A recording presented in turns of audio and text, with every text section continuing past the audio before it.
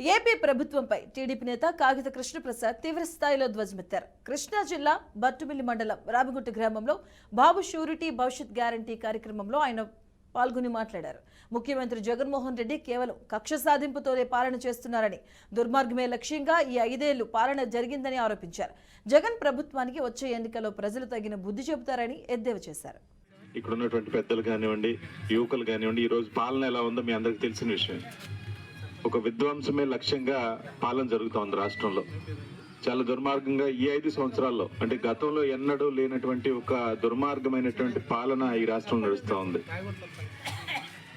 ఎటువంటి అభివృద్ధి లేదు, సంక్షేమమే లక్ష్యంగా పెట్టుకుని పాలన చేస్తా అని చెప్పేసి ప్రజలందరినీ కూడా మోసం చేస్తూ ఉన్నారు. ఎక్కడా కూడా డెవలప్మెంట్ లేదు. మనందరం కూడా చూస్తూ ఉన్నాం. ఎంతసేపు బటన్ నొక్కుతున్నాను అంటాడు. అధికారంలోకి రాకముందు అనేక రకాలైనటువంటి వాగ్దానాలు ఇచ్చారు. ప్రజలందరినీ కూడా మోసపూర్తి మాటలతోటి మోసం చేశారు. మాట తప్పన్నారు, మడం తిప్పు అని చెప్పేసి రకరకాలుగా చెప్పినటువంటి ఈ జగన్మోహన్ రెడ్డి అధికారంలో వచ్చిన తర్వాత కక్ష సాధింపే ధ్యేయంగా పనిచేస్తూ ఉన్నాడు. ఎవరైనా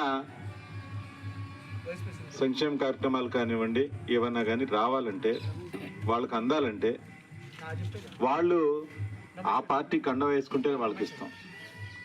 ఎక్కడన్నా ఏదైనా అభివృద్ధి జరగలేదని చెప్పేసి ఆ వైసీపీ నాయకులు కానివ్వండి, ఆ ఎమ్మెల్యేని కానీ, మంత్రి కానీ రాష్ట్రంలో ఎక్కడైనా ప్రశ్నిస్తే వాళ్ళ మీద కేసులు పెట్టాలి, దాడులు చేయాలి, వాళ్ళని జైలుకి పంపించాలి.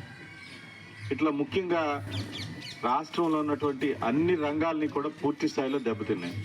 ఇక్కడ ఉన్నటువంటి పెద్దలు కానివ్వండి, యువకులు కానివ్వండి, ఈ రోజు పాలన ఎలా ఉందో మీ అందరికి తెలిసిన విషయం. ఒక